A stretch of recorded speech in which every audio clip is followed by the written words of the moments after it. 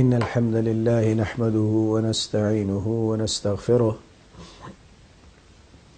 ونعوذ بالله من شرور أنفسنا ومن سيئات أعمالنا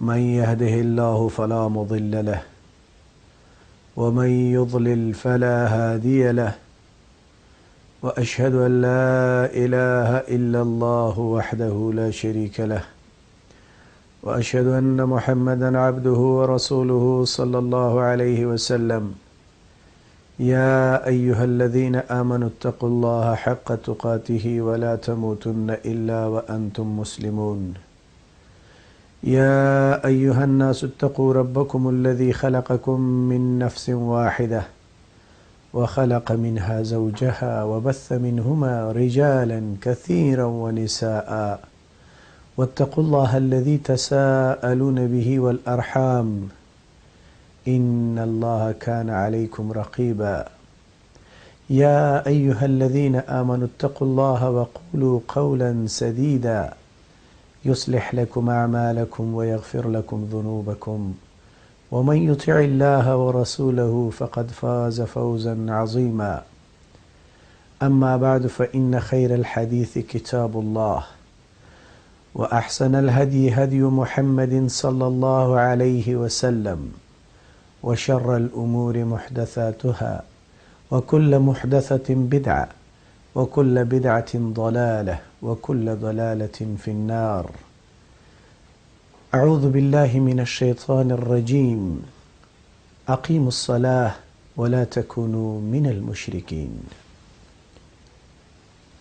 درنو ورونو خويندو عزیزانو کشرانو او مشرانو د اسلام مینوالو السلام علیکم ورحمت الله وبرکاته. د لوی او بخونکي رب العالمین څخه تاسو نور مسلمانانو مؤمنو ورونو او عالم انسانیت ته د ښې لارې او د هدایت دعا او غوښتونکی یم.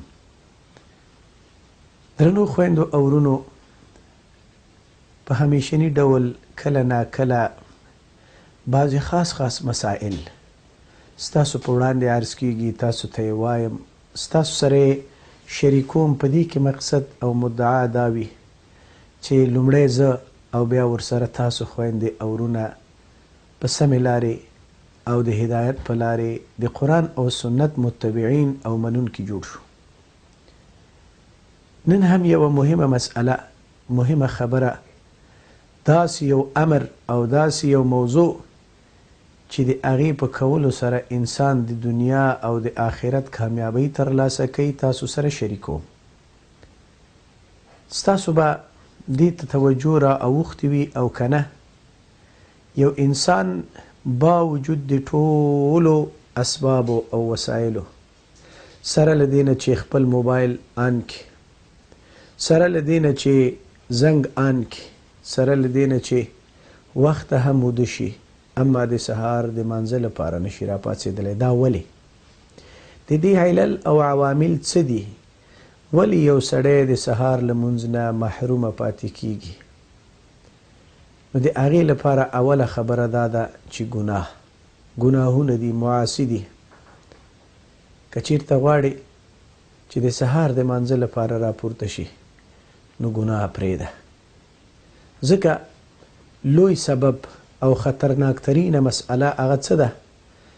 هغه ګناه ده چې انسان د سهار د مانځه نه محرومه کړي، انسان د تهجد لمونځ نه محرومه کړي، انسان د قرآن کریم د تلاوت څخه محرومه کړي، انسان له دلیل او برهان څخه محرومه کړي.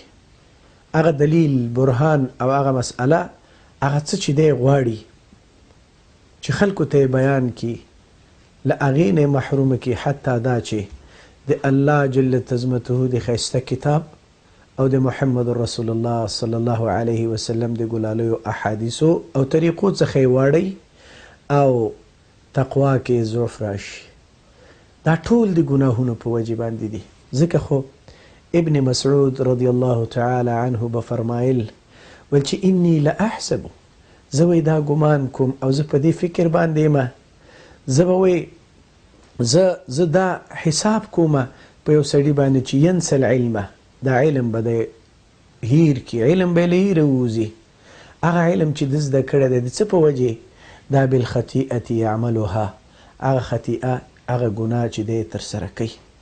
امام شافعي رحمه الله وایي ما د خپلې حافظې شکایت وکړه وکیع ابن جراح رحمه الله ته، شکوت الى وکیع سوء حفظي فارشدني الى ترك المعاصي. و هغه ته مې شکایت وکړه د خپلې حافظې چې حافظه مې خرابه ده یا وکیع، نو هغه ماته د ګناهونو د پرېښودلو مسئله بیان کړه. فارشدني الى ترك المعاصي واخبرني بان العلم نور. و په دې خبرې کړم چې دا علم رڼا ده، علم نور ده، دا تیری له منځه وړي، دا رڼا راوړونکی سبب ده. نو ویې ویل چې ونور الله لا یهدا لعاصي، د الله جل تزمتو دا نور دا عاصي او ګناهګار ته نه ورکول کیږي. عبدالله ابن مبارک رحمت الله تعالی علیه هغه به ویلي رأیت الذنوب تمیت القلوب وقد یورث الذل ادمانها. زه وینم چې دا ګناهونه چې کوم دي دا زړونه وژني. یو سړی به ژوندی وي اما د ژوند باوجود به یې زړه مړ وي، په زړه کې به احساس نه وي، د الله مینه به نه وي، د رسول اکرم صلوات الله علیه مینه او محبت به ورسره نه وي. رأیت الذنوب تمیت القلوب، ګناهونه زړونه وژني. او همداراز دا ذلت، خواری، مشقت، سختی، بدبختی ځان سره په میراث کې راوړونکې ده. وترک الذنوب حیات القلوب، د ګناهونو پرېښودل دا د زړونو حیات دی، ژوند دی، زړه را ژوندی کوي، زړونه په دې سره ژوندي کیږي. او دا لاره خپلول دي چې ګناه پرېږدې نو زړه به دې را ژوندی شي. وهل افسد الدین الا الملوک واحبار سوء ورهبانها. نه دی دا فاسد کړی، خراب کړی دا دین بل هیچا مگر چا؟ مگر ملوکو، پادشاهانو. نن تاسو وینئ پادشاه خپل قانون، خپله خبره، خپل وضع شوي اساسي قوانین په نورو باندې نافذوي. د الله جل تزمته وضع شوی قانون، د الله را لیږلی قانون، د الله جل تزمته ښکلی کتاب او د محمد رسول الله صلی الله علیه وسلم ښایسته او ګلالي احادیث شاته غورځوي. همیشه دا کوشش کوي چې اسلامي قوانین تر خپو لاندې شي، اسلامي قوانین نافذ نشي. ولې؟ ځکه چې اغیار بیا خفه شي، ځکه چې هغو سره موږ اړیکې لرو هغه به رانه خفه شي، ځکه زموږ معاهدین او موږ چې ورسره معاهدې کړي دي دا که صهیونستان دي، دا که یهودیان دي، دا که نصرانیان دي، دا که بېدینان دي، دا که روسان دي، دا که نور دي، دوی به خفه شي. ځکه خو موږ ضرورت نه لرو قوانین اسلامی ته. دا ملوکو پادشاهانو دا دین وران که خلکو ته وران ښیي او د دغې پادشاهانو خبرې ته شرعي او ښه رنګ ورکول او شرعي صبغه ورکول دا څوک کوي؟ دا حبر علما، غټ غټ علما، پیران، درباري ملایان، شؤون اسلامي ملایان نن هم شته، نن هم موجود دي، لګیا دي او د اسلام قانون په دې طرز او په هغې طرز په یو چل او په بل چل غواړي چې وروسته کي او کفري غیر اسلامي او بشري قوانین په خلکو باندې نافذ کي. ډیره د افسوس خبره ده، ډیره د افسوس خبره ده. هغه وضعي قوانین چې د بشر د فلاح او د نیکبختۍ لپاره وي په هغو کې په عالم انسانیت او په جامعه کې ښېګړه راځي، دا اسلام نه رد کوي. اما هغه قانون چې په اسلامي نړۍ کې په اسلامي جامعه کې د اسلام له قوانینو سره د کتاب الله او د سنت رسول الله سره ټکر راځي، په هغې کې دا د اسلام او د دین خلاف واقع کیږي او خلک دا اسلامي قانون شاته غورځوي او بشري قوانین مخکې کوي. دا ظلم دی، دا له اسلام سره جفا ده، دا د الله جل تزمته سره اعلان جنگ دی. موږ نن مخلوق خوشحالو، د مخلوق د خوشحالۍ لپاره کار کوو، اما د خالق د رب العالمین د خوشحالۍ لپاره موږ څه کړي؟ هر یو ځان سره فکر وکړي. نو وایي چې دا دین فاسد نه که مګر پادشاهانو، مګر علما او علمای سو درباري ملایان. ځکه خو فرمایي وی کم معلم، کم شیخ، کم په دین پوه انسان چې د پادشاه شوروا وسکله نو ژبه به یې د حق ویلو څخه سوځي. کله چې د پادشاه پیسې واخیستې هغه ته تمه وکړه بیا یې ژبه د حق ویلو څخه سوځي. یو ورځ هارون الرشید خپل وزیر ته وایي چې وزیره زړه مې ډېر تنګ دی، داسې یو ځای ته مې بوځه چې زړه مې خوشحاله شي. هغه یو عالم ته وروسته. عالم ته چې ورغی هغه ورته خپل څادر اوار که. هارون الرشید په څادر کېناو او 2 حدیث ورته بیان کړل. نو هغه وزیر ته وویل یو 2 روپۍ ورکه. پیسې ورکړې راووته. وی پادشاه زړه مې خوشحاله نه شو، ما بل ځای بوځه. ورې بل عالم ته هلته لاړ. کله چې هلته ورغی هغې عالم ته نو هغه هم مخې ته ورته بس راپورته شو او د ده د ناستې لپاره خپل څادر اوار که او داسې عمل یې ترسره کړه لکه څنګه چې لومړني عالم ترسره کړه. نو هغه ته هم څه پیسې ورکړې راووته باندې او بیا یې پادشاه ته ویلې چې ما بل ځای بوځه. د زړه تسکین او خوشحالي راته حاصل نه شوه. ناوخته وخت دی فضیل ابن عیاض رحمه الله د امام ابو حنیفه رحمت الله تعالی علیه شاګرد ته وروست. هغه ته ورغی. ماښام وخت دی ناوخته فضیل ابن عیاض رحمت الله تعالی علیه بره ناست دی، ګوري چې کسان راغلل په اس واره دي. نو فکر یې وکړه چې دا خاص خلک دي، راشه د دوی له ملاقات نه ځان پټ که، ځکه د دوی په ملاقات کې دومره خیر نه وي. اکثرا دوی هغه مسایل، هغه فتوی او هغه موضوعات علماو ته راوړي چې د دوی په ګټه وي او فتوا ترې نه واخلي او یو څه پیسې ورکړي. لاړه کوټې ته ننوته. چې کوټې ته ننوته نو دروازه خو یې نه وه. کله چې هارون الرشید ولیدل چې دی لاړه کوټې ته ننوته، لرې نه یې ګوري، نو خپل وزیر ته یې ویلې ته په دروازه کې ودرېږه او زه دننه پسې ورځم. داسې عصري کوټې نه وې چې هرې خوا ته ورسیګانې، رڼا او چراغونه او قندیلونه وي، نه تیاره کوټه وه.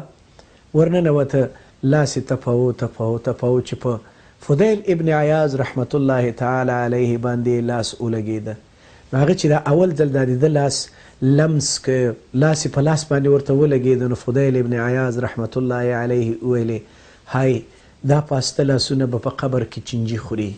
نو هارون الرشید وژړل. ورته ویلې زدني، ما ته لږ نورم نصیحت وکړه، اضافه که. هغه ورته وایي د هغه ځای لپاره کار وکړه، د هغه قبر لپاره چې هلته به سوا ستا د عملونو نه بل څه نه وي، هغه ځای لپاره تیاری وکړه. وایي زدني او ژاړي. وزیرم غوږ دی. ورته وایي چې هغې ورځې هغه خلکو سره داسې عمل وکړه دلته په دنیا کې چې په هغه ورځ کې د قیامت په ورځ چې کله الله له تا سره راسې معامله او فیصله وکړي نو چې ته پښیمانه نه یې. نو پادشاه له لاسه ونیو چې پادشاه له لاسه ونیو او ورته وویلې چې راځه وځو. وزیر ورته وایي راشه بس دی دومره ډېر مه ژاړه. نو ویې ویلې چې ده ته یو څه پیسې ورکه. فضیل ابن عیاض ته پیسې ورکه. فضیل ابن عیاض رحمت الله تعالی علیه ورته وویلې چې زه دا پیسې نه غواړم، معلومه نه ده چې دا به حلالې وي که حرامې، خپلې پیسې واخله لاړ شه. آیا نور څه مقصد لري؟ هغه ورته وایي چې بل مقصد خو نه لرم، خو یو مقصد او یوه غوښتنه لرم له تا نه. وایي څه ده؟ وایي دین وروسته زما په در رانه شي، ما ته به نه راځي، هسې نه چې زما په دین کې فتنه او مشکل را جوړ کړي. باندې ووته، ښځه راغله، د فضیل ابن عیاض ښځه راغله او هارون الرشید باندې وتلی له روان دی چې آواز د ښځې واورېده. وایي 3 ورځې کېږي چې ډوډۍ م نه ده خوړلې او تا بیا دا پیسې رد کړې، خو اخیستې به دې وای. نو ده ورته وویلې وایي چې ستاسو مثال د قصاب او زما مثال د اوښ دی. کله چې اوښ ځوان وي نو کار پې کوي او چې کله کله دی له کاره اولیږي نو بیا یې په قصاب باندې خرڅ کړي. تاسو غواړئ چې زما ایمان په هارون الرشید او په پادشاه باندې خرڅ کړئ؟ زه دا کار نشم کولی. نو دا دین هغې خلکو وران که، هغې افرادو او اشخاصو فاسد که ورانې که، خلکو ته غلط وښوده، کوم چې درباري ملایان دي، کوم چې پیران دي. د پیرانو دا دین خلکو ته غلط ښودلی. پیران هم غلط تشریح کی، درباری او د شؤون اسلامی ملایان هم غلط تشریح کی، نو بس نتیجه څه راوځي؟ بیا عوام وایي چې پلانی مولوي صاحب ویلي، دا پلانی قاری صاحب دا خبره کړې، دا پلانی منطقي دا خبره کړې. انا لله و انا الیه راجعون. د دې دین لپاره آفت، د دې دین لپاره موریانه، د دې دین لپاره چینجی. هغه څه دي؟ دغه سو او بد علما، دغه درباري ملایان، دا چې د حکامو د خوشحالۍ لپاره فتوی ورکوي، کله شراب حلال کی، کله د جنکو رقص حلال کی، کله نور مختلف اعمال حلال کی. صوفیان ورته ګډا حلال کی، صوفیان ورته موزیک حلال کی، صوفیان ورته له ښځو سره مخالطت او یوځای کېدل حلال کی، صوفیان ورسره مجلس سماع حلال کی، او داسې نور. حلال حرام او حرام حلال. انا لله و انا الیه راجعون. ځکه خو به ثوبان رضی الله تعالی عنه فرمایل، هغه به ویل چې ان الرجل، یقینا یو سړی به لا يحرم الرزق، دا به محروم شي له رزق نه. د څه په وجه؟ بالذنب یصیبه، هغه ګناه چې دی کوي د دې په وجه به الله رزق تنګ کړي. علی رضی الله تعالی عنهم هغه به ویل، سیدنا علی رضی الله عنه، چې ای د علم وړونکو، ای حملة العلم، یعنی ای علماو، تاسو په خپل علم باندې عمل وکئ، په دې علم باندې تاسو عمل تر سره کئ.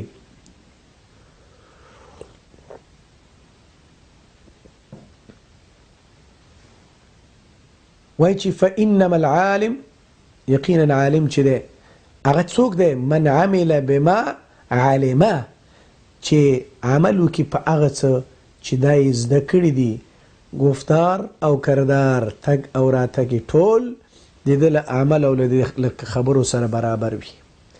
عمل او خبره باطن او ظاهر سره تقریبا برابر وي. خو وروسته به داسې قوم راشي، وسيكون اقوام، داسې یو قوم به راشي زر دی، يحملون العلم، خو علما به کتابونه به زده وي، منطق به زده وي، معنی به زده وي، غټ غټ کتابونه به ویلي، دا صدرا مې ویلي ده، دا مې حمدالله ویلي، دا مې ابوالمنتهي ویلي، دا مې پلانی ویلي، دا به په صرف کې به هم ډیر اوچت، په نحوه کې به هم ډیر ښه وي، په منطق کې به هم ښه وي، په معانی کې به هم ښه وي، خو استدلال به ټول غیر شرعي، او دا ټول به د غلطو مسایلو لپاره استعمالوي. درباري مولاوي هم داسې علم به وړي، حامل علم به وي، ښه معلومات به لري، اما بدبختانه غل به وي. موږ یو شیخ الحدیث لاره،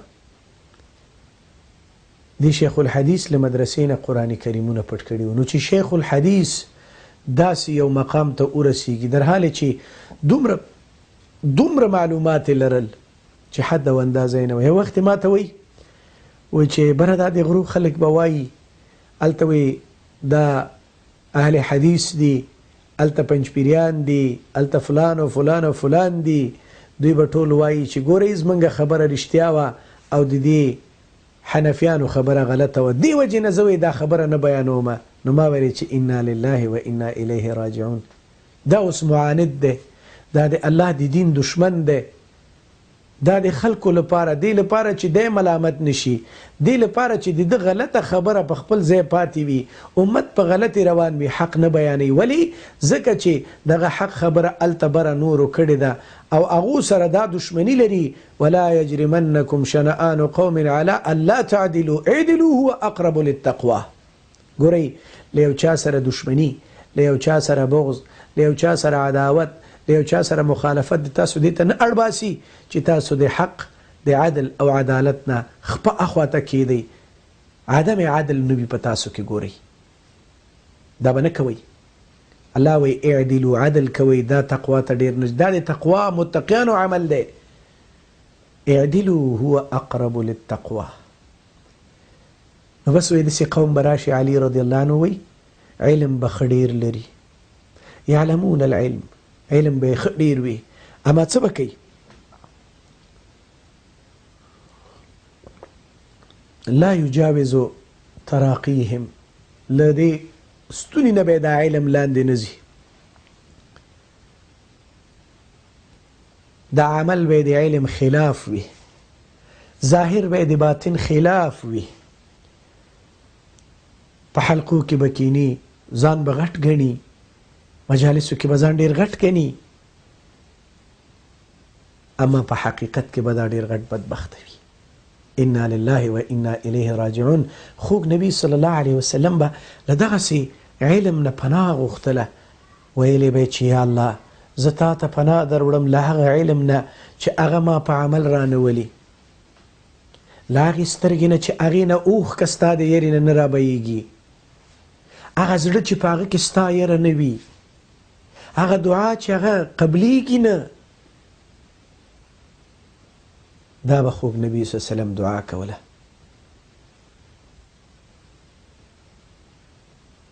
یو ورځ شعیب ابن ابي سعید رضی الله عنه ناستو، یو سړی راغی او نبی کریم صلوات الله علیه ته وی چې یا رسول الله، ای د الله رسوله، زه څنګه پوه شم چې زه عالم یم، زه پوه یم، زه په کوم حالت کې یم، ښه یم که بد یم، زه د دنیا په کارونو کې اوچت یم که د آخرت، زما کومه تله درنه ده، د نیکو او که د بدو؟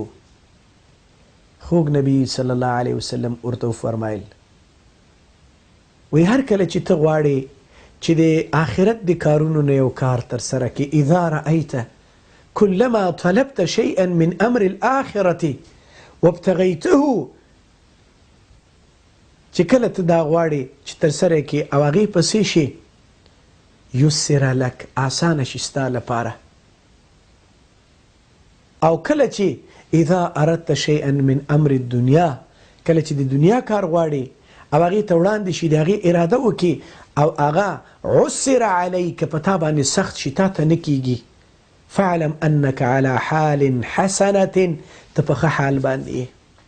یو سړی دی د دنیا د کار لپاره، د دنیا د اموراتو لپاره، د دنیا د ژوند لپاره قدم پورته کوي، هغه ورته سخت شي، عبادات ورته آسانه دي، تلاوت ورته آسان دی، تهجد ورته آسان، منځونه په خپل وخت باندې ورته آسان دي، منځ په ډېر ښه شان باندې کوي، په مانځه باندې غواړي ځان خلاص کړي، نه دا چې له مانځه نه ځان خلاص کړي، وایي زه شکر دې مانځه نه خو خلاص شو، اکثرا یې وایي که نه، نه په دې مانځه باندې ځان خلاص که، داسې مونځ وکړه چې ستا لپاره د شفاعت او د خلاصون ذریعه شي، چې دا ټول ورته آسانه وي. نو دا سړی دې پوه شي چې دا په ښه حال کې دی، دا په نیکو کې دی، دا الله ته ګران او خوښ او محبوب سړی دی. اذا رأیت كلما طلبت شيئا من امر الاخره وابتغيته يسر لك، واذا اردت شيئا من امر الدنيا وابتغيته عسر عليك، فاعلم انك على حال حسنه، تبخ حالك. فاذا رايت كلما طلبت شيئا من امر الاخره، او ګوره خیال اوساته کله چې ته د آخرت د کارونو په فکر کې شي او دا درته سختیږي، ګرانیږي، نه شي کولی، او د دنیا په کارونو کې درته فراخي ده چې چیرته لاس وړاندې کې خاورې هم درته سره زر وي، چې هسې ځي معمولي شي کې به هم ډېره ګټه کوي، دا درته ډېر آساني، خو مانځه ته دی هیڅ فکر او ډډه نه لګیږي، عباداتو ته د فکر نه وي، او بس په دې باندې اکتفا وکړي چې الله غفور رحیم دی. د دنیا کار درته آسانه شي، د آخرت کارونه او د آخرت هغه عملونه چې هلته تا ته ګټه درکوي هغه تا ته سخت شي، نو ته پوه شه فانت على حال قبیحة، ته په ډېر قبیح او بد حالت کې، په بد حالت کې. نو له دې وجې نه انسان باید متوجه شي، دا د ګناه مسئله چې سیدنا نبی کریم صلی الله علیه وسلم، صحابه کرام رضوان الله تعالی علیهم اجمعین هر یو وایي او هر یو ویلی دي چې له ګناه نه ځان وساتئ، ځکه ګناه ډېر بد عواقب لري، انجام یې ډېر بد دی. ځکه خو وایي چې انی لاحسب الرجل ينسى العلم كان يعلمه بالخطيئة يعملها. یو انسان دی هغه علم د خطیئې او د ګناه په وجه باندې الله ته یې واخلي. نو بس هغه شعر مې تاسو ته ویلی چې وهل افسد الدین الا الملوک و احبار السوء و رهبانها. نو دا دین خو دې خلکو وران که، درباري ملایانو دین وران که، خلکو ته یې غلط وښوده. ځکه خو عکسیر ابن مره رحمت الله تعالی علیه به فرمایل چې که چیرته ته حکماو ته خبره وکړي او ورته وایي چې دا مسئله باطله ده، نو په تا به په غوسه شي. او دا حکمت سفهاو کمقلو ته مه وایه، ځکه چې هغو ته د حکمت خبرې احادیث قرآن د بیان که قرآني مسایل د بیان کړل، نو دوی به څه وکړي؟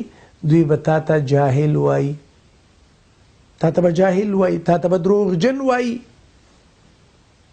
او بل دا علم دی هغې له اهل نه مه منع کوه.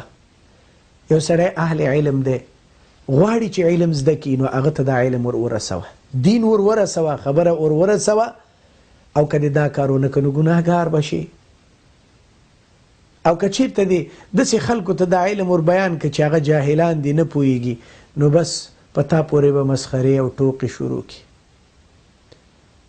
نو تا باندې د علم هم حق دی، تا باندې د مال هم حق دی. دا په ښځی باندې مصرف کړه.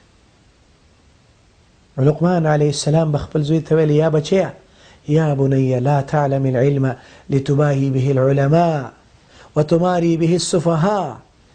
دې لپاره علم مه زده کوه چې له علماو سره پې بحثونه وکړي، صفي او نادان او احمقان پې باندې ملامت کې او ځان پکې په مجلس کې وښیې. وترائي به فی المجالس. او بل له علم نه بې رغبتي ونه کې ګوره چې جهالت ته به لاړ شي.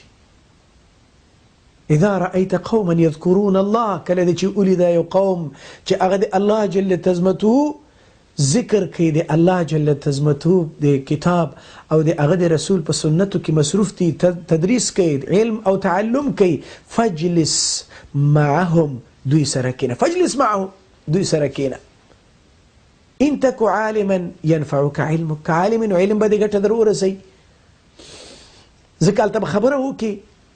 که جاهل نو دوی به دې پوه کړي، دوی به علم درته بیان کړي. وان تک جاهلا علموک، تا ته به علم در وښیي. او بل د دې فایده دا ده چې الله سبحانه وتعالی که چېرته په دوی باندې رحمت رالیږي او حتمي دی داسې مجلس باندې رحمت، نو ته به هم پکې راشي. نو داسې مجالسو کې چې د الله یاد او ذکر، د قرآن درس، د احادیثو درس کېږي، دې کې کښېنئ، دې ته غوږ ونیسئ، دې نه مه وځئ. یو ورځ حلقه وه، خوږ نبي صلی الله علیه وسلم ناست دی، ښه صحابت یې نه ګرد ناست دي، 3 کسه راغلل. یو کس چې راننواته نو دا په دې حلقه کې ځای نه و، خو په زور یې ځان ځای که کښېناسته، ویې ویلې باید دې حلقې کې کښېنم. دویم چې راغی ویلې د ځای نشته، ځای نشته دی، خو فکر یې وکړه چې وځم نه، دا خو د شرم خبره ده چې له داسې مجلس نه لاړ شم. نو د حلقې شاته کښېناسته. دریم چې راغی تکبر یې وکړه، ویې ویلې داسې ځای کې ما ته ځای نشته، نو زه څه کوم؟ لاړه بېرته وواته. نبی کریم صلی الله علیه وسلم صحابو ته وویلې، وایي دا لومړنی کس چې راغی په زور یې ځان په دې حلقه کې ځای که، الله په خپل رحمت کې ځای ورکړه. او دا دویم چې حیا وکړه چې له داسې مجلس نه څنګه لاړ شم، الله دغسې خلکو ته د عذاب ورکولو نه حیا کوي. او دریم کس کوم چې لاړه او تکبر یې وکړه، نو الله جل تزمته له خپل رحمت نه دا لرې که. انا لله و انا الیه راجعون. دغسې مجالسو کې ناسته پکار ده. مجتمع قوم من اقوام فی بیت من بیوت الله، نه راټولیږي یو قوم د قومونو نه په یو د کورونو نه د کورونو د الله کې، مګر د دې لپاره چې دوی راټول شي او مقصد دا وي چې قرآن ووایي، د الله یاد وکړي، ذکر او اذکار وکړي، د قرآن تدریس وکړي. یتدارسون بینهم فیما بینهم، په خپل منځونو کې سره یو بل ته قرآن وایي. نو د هغې نتیجه دا ده چې الله به پرې رحمت راولیږي، اطمینان به راولیږي، او ملایکې به دوی په خپلو وزرونو کې راونغاړي. داسې مجالسو باندې الله فخر کوي، الله جل تزمته په داسې مجالسو باندې خوشحالیږي. نو داسې مجالسو کې ناسته پکار ده. او بیا لقمان علیه السلام خپل زوی ته وایي چې ای زویه، ای بچیه، داسې قوم کې کله دی چې ولید اذا رأیت قوما لا یذکرون الله چې د الله ذکر نه کوي فلا تجلس معهم دې سره به نه کینې بچیه زما زویه دې سره به نه کینې. ګورئ د خپل اولاد خیرخواهي کوي لقمان علیه السلام. دا د مسلمان خاصه ده چې د خپل اولاد خیرخواهي به کوي. ښې لارې ته دعوت ورکړه له بدې نه یې منع کړه. ښه خبره ورته وکړه. ورته وایي چې اذا رأیت الناس کله چې ته وینې ای بچیه داسې یو قوم داسې خلک لا یذکرون الله چې دوی الله نه یادوي فلا تجلس معهم دوی سره به نه کښېنې. که چېرته عالم علم دې نفع نه درکوي ان تک عالما لم ينفعك علمك علم دې نفع نه درکوي. که چېرته جاهل زادوک غیا نور بدیم په سرکشۍ او په طغیان او په ګناه کې زیادت وشي ځکه هغه خو داسې خلک دي چې الله یې هیر دی او په ټوکو په ټقلو په اوتو بوتو باندې سر دي نو ستا به نور هغه ګناه کې زیادت وشي سرکشي به دي شي. او بله دا د خطرناکه خبره که چېرته الله په دوی باندې عذاب رالیږي نو هسې نه چې ته پکې راګیر نشي ته پکې راګیر نشي الله به په تا باندې دا عذاب راولي.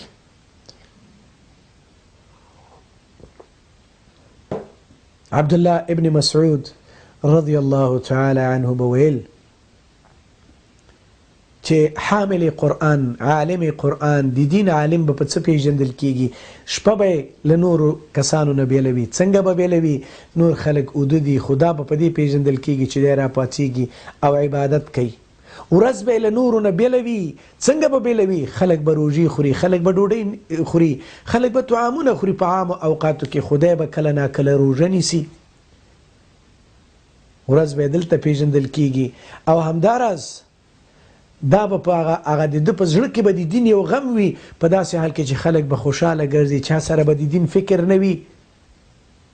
او بله دا ده دی به په دې ژړا باندې عالم پیژندل کیږي کله چې خلک په خوشحالیو کې وي دی به د دین په مسله باندې دی به په خپلو ګناهونو باندې دی به په خپلو کړو وړو باندې دی به په خپلو هغو اعمالو باندې چې ده ته یې د آخرت ضرر را جوړ کړی دی په هغې باندې به جړا کوي ژاړي به او دا به او بل عالم به په دې پیژندل کیږي چې کله خلق اوتی بوتی و بیزای خبری کوي نو دی به چپ پاتې کیږي. قل خیر او لیصمت نبی کریم صلی الله علیه وسلم فرمایي خیر خبره کوه خو کنی نو بیا غلی پاتې شه. اکثرا دا ژبه د انسان د هلاکت ذریعه جوړه شي یو خبره انسان وکي او هغه د حرکت او د بدبختۍ ذریعه جوړه شي. کله چې خلق تکبر کوي نو دی به عاجزي کوي دی به عاجزي کوي ولا تمشي فی الارض مرحا په ځمکه باندې په تکبر مه ګرځه انک لن تخرق الارض دا ځمکه باندې که ته څومره په زوره زوره قدم ږدې او په درب درب سره روانې دا ځمکه نشي څیرلی او نه چې څومره ځان اوچت اوچت کړي نو د غرونو اوچتوالي ته نشي رسېدلی انسانه ته دا خپل پیدایښت ته خو وګوره ته ولې تکبر کې.